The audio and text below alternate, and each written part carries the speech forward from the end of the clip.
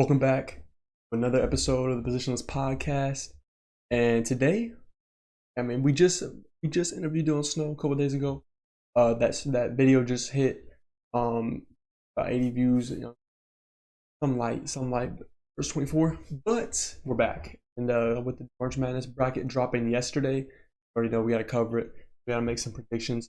So here I am, gonna make my predictions for y'all today. We covered bracketology in the first episode. That was about 2 weeks before the tourney, and we have a bracket now. So, let's get right into it. Make sure you guys follow the Twitter at Positionless Pod. I'll link it in the description. I'm gonna be posting my bracket. I'm gonna make a bracket group on ESPN. So if y'all want to join that and prove that you can maybe know more than me, go join it on Twitter. We'll have that available here soon. So let's get right into it, man. Well, first off, I already created some brackets. I mean, who hasn't? Who you gotta get some, gotta make some right when it comes out. But we're gonna make another one. So, and this is probably my honest predictions. I'm not gonna base it off what I've already picked, off the right now. What I think. So we're gonna go top to bottom, not left to right. So first in the East region, number 1 overall seed UConn. I don't think Stetson wins this game. I mean, they have a good player in Jalen Blackman. 43 in the conference championship game against Austin Peay. But he's a little bit easy to shut down. He takes most of his threes from the outside. So if they don't have him going, then they are really pretty weak. So I'm gonna go UConn right there. Next up, FAU Northwestern. I think this is an intriguing game. Both teams got a little bit of size. Northwestern's got a 7-foot big man in Matt Nicholson, who's mainly just a roll man, there to play defense, rebound. But Vlad Golden for FAU has really been an X factor this season. They've had some collapses. I mean, early season losses to Bryant, Florida Gulf Coast. Bryant was at home, by the way. That was their only loss at home, I think, this season. So but they did beat Arizona on neutral floor. So that shows what they can do. And we all know what they did last year in the tournament too. Made a run to the Final Four as a 9 seed. So, I like FAU in this game, but I also think Northwestern could really pull this off due to the fact they have Boo Buie, the all-time leading scorer in school history, on their squad, back again this year after winning a game last year in the tournament. I don't know if Northwestern can win this game, but I know they can. I don't know if they will. If FAU can shut down Boo Buie with all their dynamic guards, I think I got FAU in this one. And then next game, San Diego State UAB. I don't know. I don't really see UAB having a chance in this game due to their inefficient shooting. And San Diego State is known for their defense. So I don't know. I don't know if UAB has a chance because they rely on a lot of rebounding and second chance opportunities. But I don't see them beating San Diego State. So next up in the 4-13, we got Auburn and Yale. I do think Yale, obviously after that buzzer beater yesterday, survived a scare against Brown, who was 14-17 looking to make the tournament, which is insane. That just shows how crazy conference tournaments were this year. And obviously with the bubble team staying out, with only like 12, I think, or 17 1 seeds making it to the championship game in their conferences of all 32. I mean, and then more bid stealers than ever this year. We had 3 bid stealers. 4. Yeah, I can't remember off the top of my head. My fault. But I know UAB was one of them. But anyways, back to the Auburn-Yale game. I don't think Yale wins this game. It's kind of a bad matchup for them. But, I got Auburn in this one. And then BYU Duquesne. I do think that Duquesne can win this game. I was high on the Cougars in bracketology, but I don't know. Duquesne, after watching them this week in the A10 tournament, they can really play defense. They can really, really shut down a team. And BYU taking a bunch of threes and, jacking them up. I think that they could capitalize and maybe force them into some bad threes taken and, heavily contested threes that, BYU likes to take but wouldn't really prefer. They would prefer open 3 over a contest. I think Duquesne, and then they got 2 outstanding lights out scoring duo in Jimmy Clark and Day Grant. and who Day Grant really lit the A10 tournament on fire this week. So I'm not gonna lie, this is my first upset. I'm picking Duquesne right here, beat BYU. And then next up in the 314, we got Illinois and Moorhead. I do think this is a very solid matchup. I do think Illinois wins, especially after winning the Big Ten tournament. There's Shannon just playing out of his mind in that tournament. I think Moorhead keeps it closer, like maybe like less than 10 point game. I don't see this being a blowout, but I do think Illinois wins this game. So bottom half of the East region, we got Washington State, Wazoo, and Drake. I like Washington State a lot this season. You know, Miles Rice has been really good coming back from his very good, very awesome comeback story, leading them in scoring. You have Isaac Jones as well as a big man, you know, down there. Can stretch the floor a little bit, and you know, is really athletic and good inside. But Drake's got the experience. They got the experience, man. They got Tucker DeVries. I mean, everybody should know him by now. The coach's son led this team to a 28-6 record. You know, they got some good guards too. Kevin Overton and Aiden Wright, who have been solid too this year. And you know, I think they can really. I mean, obviously they fell short of beating Miami. Yeah, Miami, who made a run to the Final Four by like 8 points. So I think Drake is back, and I think they're looking for that revenge. I think they can beat Wazoo right here and make it to the round of 32. So after that, about rounding at the bottom of the East region, Iowa State, South Dakota State. Iowa State is obviously red hot coming into March Madness, and I got them beating South Dakota State right here. I think they can shut down Zeke Mayo pretty easily, and William Kyle is a big man for him too. I think Robert Jones can contain him, as he's only an athletic big man. He can't really do much. Like the Cyclones right there. So now on the West region, we got North Carolina versus Howard or Wagner, which the fact that Wagner's in this tournament is insane, considering they have 7 healthy players right now. 7 healthy scholarship players, I believe, which is absolutely nuts, and they won their conference tournament. So congrats to Wagner being in, but I think you're going to get blown out by UNC. It's just, I don't think we see the Northeast Conference win a game again like we did last year with FDU, but I think North Carolina easily takes this game. And then they will face the winner of Mississippi State, Michigan State, 2 MSUs. I like Michigan State because they've been playing really well, and they always do coming into March. And they really got they got a veteran guard in Tyson Walker, who's been there for forever now, and he's made a run last year and I think the year before too. Yeah, as a 7 seed, I can really see them. I can really see them moving on in March right here past Mississippi State. Although Mississippi State has been hot, these 8 and 9 games are always literally a toss-up, so you never know with these games. But yeah, I think Michigan State could beat Mississippi State, even though Mississippi State is coming off beating Tennessee in the SEC tournament. I think Michigan State wins this game. And coming after that, St. Mary's Grand Canyon. You know, I think St. Mary's they slow the pace down. They play their style of basketball. They run their offense, run their sets very disciplined. But Grand Canyon has been really hot.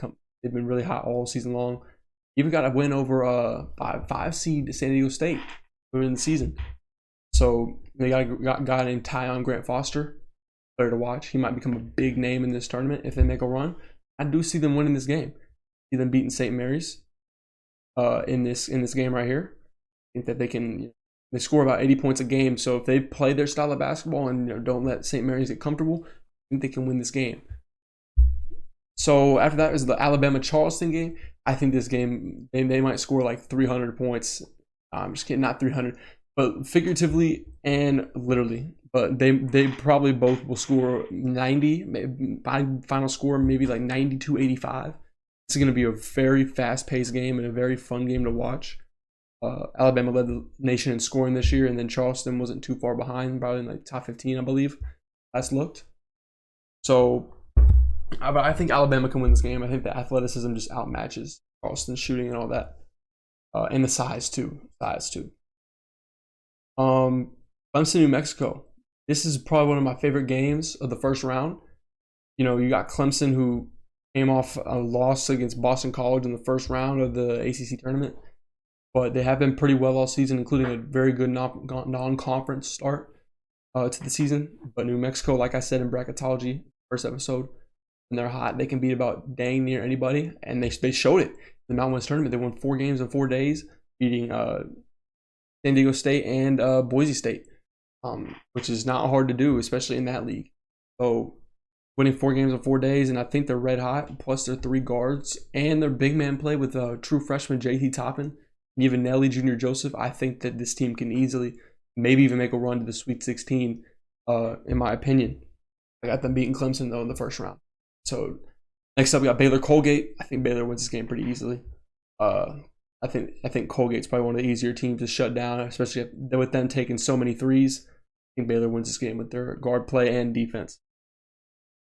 So next up, we got Dayton around the bottom part of the, I believe this is the West region. Yes, the West region. I got Dayton and Nevada.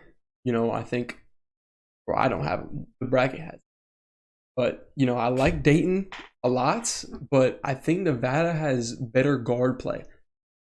Dayton kind of relies on Deron Holmes a little bit too much, and they don't really have. They have their guards are all scoring, but they score they're spread out between 8 to 9, 6 points a game. And Nevada is really gritty, and they got some size too that can match up with Deron Holmes. I like Nevada in this matchup. I'm gonna take them past Dayton in this game. And then running the West region, we got Arizona and Long Beach State. I think this is a decent. This won't be a blowout. This will not be a blowout. I don't think. I think Long Beach State matches up really well with the size and the speed. They don't play fast. They like to slow the possessions down and run their stuff. But speed wise, I think they could run with Arizona and keep up with them. With their personnel, and they don't really rely on the 3 a lot. And if you remember last year, Princeton kind of slowed down Arizona, and look what happened. They won the game. You slow this Arizona team down, I think you have a chance. But if they can't even slow them down to the slightest, they have no chance. But with that being said, I got Arizona. So that's the whole left side. Now we're going to go to the right side with the South region. We got Houston Longwood. Give me Houston. Just excellent on defense, even though they collapsed against Iowa State. Iowa State was just hitting shots, and they were red hot. I think I got Houston wins this game easy, though. Now, this other 8-9 game, Nebraska, Texas A&M, this is honestly probably a toss-up, but, I like Nebraska was hot in the Big Ten tournament a little bit. Lost to Illinois, but they kept up with them the whole game, even when Terrence Shannon was going absolutely nuts. But, I like A&M right here with Wade Taylor and their guard play. They look pretty good over in the tournament, but all season long, they've beaten Kentucky twice. 2 times they played them. So, give me A&M with Wade Taylor and Manny Obaseki and Solomon Washington, kind of breaking out a little bit. I like this A&M team to win this game against Nebraska. Now, this is the game that everybody has been talking about, and maybe say that maybe the game of the tournament, Wisconsin JMU. Game of the first round. My apologies. Wisconsin JMU. Give me Wisconsin. Everybody's like, JMU's real hot. They got shooters, they got scorers. But Wisconsin just made it to the Big Ten tournament championship and put a pretty hard fight against Illinois. They finished February. They had a really rough February, but they bounced back with this late season push. And give me Wisconsin. I do not think they lose to JMU. Could be wrong. This could be one of the 5-12s that happens. But give me Wisconsin right here. And I know the consensus is mainly JMU is the upset pick, but give me Wisconsin. I like what AJ Storr's been doing lately too, and I like him leading past JMU's squad. Next we got Duke, Vermont. I don't know. This is kind of a bad matchup for Vermont. Not a lot of size, not a lot of athleticism. They do play good defense though. If they can stop, Filipowski, I think they win this game. They can win, or have a chance to win. They can slow down Filipowski. I don't know if they can with them having the lack of size down low, but if they can play pretty well on defense, I can see them have a slight chance making this upset. But give me Duke. Texas Tech, NC State. NC State's red hot. We know that 5 games in 5 days. They won. Like I just said, 5 games in 5 days. in the ACC tournament. Wouldn't have been here without that. But I think A&M can shut them down, and I think their run comes to an end right here in the round of 64 against Texas Tech. Then next we got Kentucky and Oakland. Kentucky obviously been the star power, the freshman all season. Antonio Reeves as well, their leading scorer, has been balling. Oakland doesn't really have a lot of depth, and I think Kentucky has more depth and scoring and better, just better overall talent. Trey Townsend, maybe a player to watch, and Jack Golke for Oakland actually only takes threes. He averages about 3 makes a game, if I'm not wrong, or 4 makes a game. And no, I'm sorry, I don't know the. Matter of fact, let me look at his stats. I have reference pulled up right here. Jack Golke. I know like 99% of his shots taken are threes, and look, if you could basically tell by the field goal percentage and the 3-point field goal percentage, it's dang near the same. So look, look right here, 335 field goals attempted and 327 threes attempted. So basically 90% of his shots, almost more than 90 are threes. So he's a very unique role, very unique player, but I don't think he's going to lead Oakland past Kentucky. Next, we got Florida versus the winner of Boise State, Colorado State. The 10 line is the play-in game for the first time due to the amount of bid stealers and the bubble being so good this year. This is kind of a bad draw for Florida. This is a tough draw. I like Boise State a lot, but I also like Colorado with KJ Simpson and their leadership. But I think Boise wins this game against Colorado. And I don't think that they beat Florida, but I think Florida outruns them. And they did lose their big man in Micah Hanglotten in the championship game, but I think they can still beat Boise in this game right here. And then rounding out this South region, we got Marquette, Western Kentucky. Give me Marquette with a healthy Tyler Kolek. I think they can go far. Hopefully he's back by the tournament, which he should be, based off what I've read here lately. He should be back for the tournament. And give me Marquette in this game. Now the final region, the Midwest, the first round, give me Purdue right here versus Montana State or Grambling. Size is obviously going to matter because, Zach E's unstoppable. I don't see a 16 seed. I don't see him going down again like they did last year. That's not going to happen. And then in that 8-9 game, Utah State TCU, give me TCU. I like how they've been playing all season long. Jameer Nelson Jr. I think is a really good guard, and I think they can slow down or even contain Great Osobor. That's a big piece of their offense they're taking out, and I think TCU has a good chance. And plus, Utah State hasn't won a first-round game in the past 2 or 3 tournaments that they've been in. So give me TCU in this game right here. And then Gonzaga versus McNeese. Man, this is going to be a tough one to pick because, McNeese presses and makes teams turn the ball over more than anybody in the country almost. I believe they're top 10 in turnover margin. And they're top 5 in opponent points per game. So, but Gonzaga has experience. You got Ryan Nembhard at the 1, who's been at Creighton. Made a Sweet 16 run last year with that squad. I don't think they get phased by that pressure. I think they can honestly beat it very easily. Veterans like Graham Ike, Anton Watson, they're really smart. They're not, they've probably been around long enough to know how to beat teams like this. But if they can contain McNeese offensively too, Shahada Wells is a great scorer and a great defensive player. 3 steals a game, Shahada Wells, but also like 16 points a game is 2.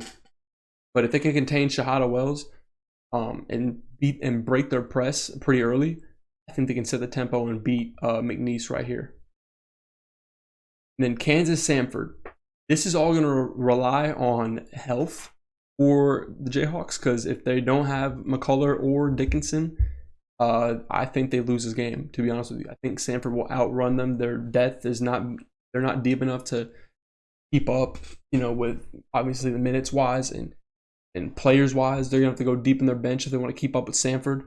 So give me Samford in this game if Dickinson and McCullough are not healthy. Because if they're playing, I think they win this game. But if they're not, Samford wins the game pretty easily. So next up, we got South Carolina, Oregon. This is a scary matchup for the Gamecocks. I can't lie. They've been great all season long. don't turn the ball over much. They don't foul much. But Oregon has been red hot, and their big man Folly Dante, 5th-year senior, former 5-star recruit, has been playing lights out in the Pac-12 tournament. Also went perfect against Colorado in the championship game. Give me Oregon. And also, fun fact, Dana Altman has never lost a first-round game in his tenure at Oregon. Give me the Ducks. Give me the Ducks in this game. And then kind of going towards the bottom of the Midwest region, Creighton, Akron. Akron rebounds the ball very well, but I don't think they have enough skill offensively to keep up with Creighton. So give me Creighton. Texas, Virginia, Colorado State. This is a very, very tough draw for Texas. You know, Virginia, obviously one of the best defensive teams every year. The offense isn't always there. They're not really great in the first round. Typically, besides 2019, you know, they brought everybody back from the year before. I like Colorado State beating them with veteran point guard Isaiah Stevens. Joel Scott has also been playing well for him, the big man from Colorado State. And I like Colorado State winning this game against Virginia and Texas, moving to the second round. I like this game a lot. And yes, that's 3 10 seeds beating 7s, even though which is not historically accurate, but I think it's very possible with the draws that they got. And then Tennessee, St. Peter's. We all know the story of St. Peter's. I was the biggest Doug Edert fan probably in the country. You know, if my friends know how big of a Doug Edert fan I was, you know, it was so fun to watch that team 2 years ago make it to the Sweet Six or the Elite Eight. But you know, it's not going to happen this year. They don't really have a great shooting lineup like they did back then 2 years ago. But give me TCU in this game, or Tennessee. My fault, Tennessee. So moving on to the round of 32. Give me UConn in this game over FAU. I don't think anybody can really beat or keep up with UConn, especially not have FAU. I think their guards get shut down by Tristan Newton. And their big fella can get neutralized by Donovan Clingan and Samson Johnson, who played well in the Big East tournament. So after that, we have San Diego State, Auburn. Give me Auburn right here. Just won the SEC. I think they could really do some damage in March. Kind of like this 2019 Auburn team who won the title, SEC title. Give me Auburn in that game against San Diego State. And then Duquesne and Illinois. I think this is where Duquesne's run comes to an end after one game. Playing Terrence Shannon Jr., I think they're just outmatched in this game. Give me Illinois. Drake, Iowa State. This is a battle of two teams from Iowa, which is kind of crazy because, you know, they only have like 4 D1 colleges in Iowa. But Iowa State I think they could shut down Tucker DeVries, and I think they can move down to the Sweet 16. Up next, down here in the West region, give me North Carolina versus Michigan State. Give me North Carolina. I think this could be probably the most likely 9-1 upset to happen. But give me UNC. I don't see them losing to Michigan State in this time. And then Grand Canyon, Alabama. These two teams will run, and I think this will be another very entertaining game. Very good draws for Alabama. I can't lie, for teams matching their play style. It's a little kind of perfect for, you know, teams that are playing them, because, you know, they don't have to worry about speeding up just to catch up with Alabama. But I like Alabama with the athleticism again. I think this is a better matchup though for Alabama than Charleston, or not for Grand Canyon. I believe this is a better overall matchup than Alabama-Charleston. Sorry, my bad. But I think Alabama wins this game to move on to the Sweet 16. And then this is going to be one of my picks right here. I think New Mexico makes it to the Sweet 16 over Baylor. I think the guard play just outmatches Baylor. That's going to be some great guard play. Ray J. Dennis, Jacoby Walter, and then Donovan Dent, Jamal Mashburn, and Jalen House for New Mexico. That's going to be a fun game to watch, and I like New Mexico's chances of making it to the next round. Also, Nelly Jr. Joseph matches up with Eve Meese pretty well too. So yeah, like I said, New Mexico to the Sweet 16. That might be a shocker, but that's going to be one of my picks right there. And then next we got Nevada, Arizona. Give me Arizona right here. I think they outrun Nevada, and Nevada kind of falls apart in that.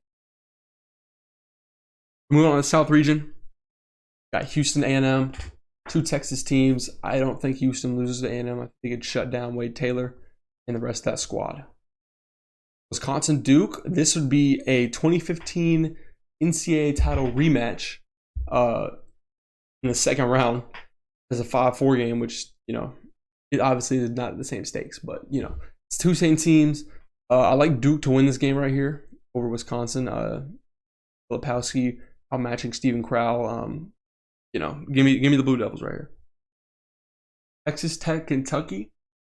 I think Kentucky can, their offensive firepower can outlast Texas Tech, who had a pretty poor showing against Houston. But I don't think that Texas Tech will bounce back and win this game against. And then Florida Marquette right here. You know, I like Florida to run with Marquette, but I like Marquette, especially now that Micah Hanglon is out for probably the season, unless he comes back the second game or first game, you know, after a leg fracture. But yeah, give me Marquette right here in this round of 32 game to move to the Sweet 16. Now Purdue TCU. I do not think TCU can beat Purdue, but I think they can hang with them in this game. Give me Purdue, but I don't think that TCU has the scoring ability and the offense like Purdue has. And then Battle of the Bulldogs, Gonzaga, Samford. I'm not gonna lie, give me Gonzaga in this game. I don't think Samford can last all the way to the Sweet 16, especially playing against a healthy Graham Ike and Anton Watson down low. I don't think they match up well with that. Give me Gonzaga right there. And then Oregon Creighton. Give me Creighton right here. I think Oregon's run also comes to an end. Trey Alexander will probably be too much for him, and Ryan Kalkbrenner could probably get the best of N'Faly Dante. And then Colorado State, Virginia. I don't see either one of them beating Tennessee. Dalton Connect is going to be too much for them. Plus, their defense has been playing well as well. So give me the Volunteers in that game. So that leaves us with our Sweet 16. We got UConn Auburn right here. UConn, obviously. Like I said, I don't see many teams being able to keep up with them. I could be wrong, but we could see them fall early, but I don't think that's going to happen. So give me the Connecticut Huskies to move to the Elite Eight right here. And then next up after that, we got Illinois, Iowa State. You know, I like Illinois a lot, and I like Iowa State a lot, but I think Iowa State turns over teams a lot, and I think they're top 10 in turnover margin. Turnovers forced, but Illinois has been really hot too with Terrence Shannon. This is a tough game to pick, but I'm gonna go Illinois right here to move to the Elite Eight over Iowa State. And then North Carolina, Alabama. North Carolina, you know, has been great all season. Their offensive efficiency has been pretty solid, and Alabama scores the most points in the country. I like North Carolina though to kind of slow them down, and they have match with that athleticism pretty well. Matching up with Grant Nelson and guys like Rylan Griffin and all that. Give me UNC, move to the Elite Eight. And New Mexico, Arizona. I do think this is where New Mexico's run comes to an end. I think Arizona would probably move on pretty easily here to the Elite Eight. So give me Arizona and come back up here for the Sweet 16. Give me Houston over Duke. I think they slow down the freshman guard, Jerry McCain and Tyrese Proctor pretty easily. And I think they could, if they rebound well this game, I think they could move on against Duke. But I don't know it. You know, that's obviously going to be a thing that time will tell if they can rebound well in this tournament or not.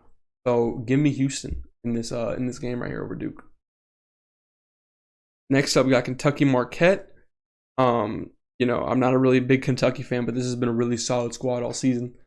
But Marquette has the experience under their belt. They lost in the second round last year. I don't see them losing again. And, you know, with Tyler Kolek coming back, Oso Ighodaro, a lot of teams from that squad are back. Tyler Kolek being the veteran that he is, I think he leads them past this young Kentucky squad to the Elite Eight in this game. And then next up down here, we got Purdue, Gonzaga. I like Purdue over Gonzaga right here with the scoring and the better shooting ability than Gonzaga. So give me Purdue in that game. We got Creighton, Tennessee. I think Creighton could win this game. I do think Tennessee can win this game. I think both teams win. But give me Creighton. Obviously, if they can contain Dalton Kent a little bit, I can see Creighton moving on pretty easily, not easily, but handily. But I like Creighton a close one right here in this game. Give me Creighton. So now we are in the Elite Eight. Winner of this will go to the Final Four. Give me UConn over Illinois. I just, like I've been saying the whole time, I think UConn will make it probably to the championship and maybe either win or lose by a very small margin in the title game. And then Houston Marquette. This may be, this could be a shocker. If Shaka Smart could get over the hump and maybe get him to that Final Four like he did in 2011 with VCU, I think that they could do it in this game. This could be a game where they change the culture of Marquette and bring it back to what they used to be back in early 2000s. But give me Houston in this game with Kelvin Sampson in their leadership. Get back to the Final Four, first since 2021, I believe. It's also their second high. No, this is their highest seed. They were the 3 overall seed last year. And then give me. Sorry, I was looking at the wrong thing. All right, we got North Carolina, Arizona in the Elite Eight right here in the West region. This is a Caleb Love rematch. For that, transfer from North Carolina, originally to Michigan, but then decommitted and went to Arizona. So I don't know if they know him well. I mean, Hubert Davis, he obviously played for Hubert Davis, but I think he gets the best in North Carolina. I think they moved to the Final Four right here. It gives Tommy Lloyd that boost to his resume that he's needed and could have had 2 years in a row. Next, and then finally, the last spot for the Final Four, Purdue Creighton. Not gonna lie, this may be a surprise pick. Give me Creighton. I think Kalkbrenner could slow down Edey just enough to where the offense can click. And if they have been playing like this the whole tournament, beating teams like Tennessee, I think they can beat Purdue for sure. I like Creighton to the Final Four. Don't sleep on the Blue Jays right here. Then the Final Four, UConn, Arizona. I think UConn wins this game. It'll be a close one, but I think UConn wins. I think they can either slow down. They could either slow down or play to Arizona's speed. I like this game a lot, and I think UConn wins this game right here. Oh, excuse me. Even in Arizona, which would be a home crowd advantage pretty much for the team based out of Tucson. And then give me Houston over Creighton. I think they could slow down Trey Alexander and maybe neutralize Kalkbrenner just a tad. Get him out of the game a little bit early. Get him out of his rhythm. I like Houston in this game. I don't get the championship. Houston, UConn. This is probably the matchup that everybody has. If not, it's UConn versus Purdue. But this is a tough game to pick because UConn with Tristan Newton and Cam Spencer, dynamic transfer, and then Donovan Clingan, their big man, Stephon Castle too. But then Houston's got Jamal Shed, LJ Cryer, and their lockdown defense that held TCU to about 18 points, I believe, with 6 minutes left or 6 minutes through the second half. This is a tough one, but I'm not gonna lie, I'm gonna have to go UConn to win the national title. How many points will be scored? I don't think this will be a crazy high scoring game. I think on score would be probably 66, 61. So what is that? I'm not really great in math, but it's 127. So give me that, and I think that is who wins the title. I think UConn goes back to back, which doesn't happen. It hasn't happened in a long time, but the squad is just almost too deep. I don't really know if they go out early because I don't really see a team matching up with them crazy well besides maybe Auburn. Auburn matches up with them probably the best out of anybody, and I think if they get past Auburn, I think they can win the whole thing. If not, lose a close one to Houston. Yeah, that is my brackets for the 2024 NCAA tournament. Let's just go over again a quick little scroll. 64, 32, Sweet 16, Elite 8, and Final Four. I like this a lot. I think there's a mix of upsets, but not too many. I don't really see a whole lot of teams going down early this year due to the lack of quality of seeds because of the bid stealers and all that. But I think this is a solid bracket. And I'm gonna create a bracket group on ESPN. So I'm gonna post it on Twitter. right when I post this episode. If you want to join and you want to compare your score with me, make sure to go join that bracket group, and maybe a winner will get a reward, maybe not. I mean, I'm not sure. I'll think of something, but hopefully, you guys join up. So let me submit this bracket, and here we go. Congrats, you picked UConn to win, just like probably 90% of the country has already. But I mean, what can I say? I think the Huskies are championship Final Four bound for sure. I think they win this. I think they win the title. But with that being said, hope you guys enjoyed this short little episode. Bracket little special. Had to drop it. I will not be uploading this weekend though, because I will be in Memphis watching the NCAA tournament, first and second rounds. So no episode this weekend. Kind of wanted to get this out there just for that reason. But yeah, hopefully you guys enjoyed. Make sure to go follow on Twitter, and if you're listening on Spotify, leave a review and like and subscribe to the YouTube channel. Also leave a comment if you have any questions for me, and then also go tune in to the video from a couple days ago interviewing Dylan Snow. Appreciate you guys for tuning in and listening or watching if you're watching on YouTube. Yeah, get positionless.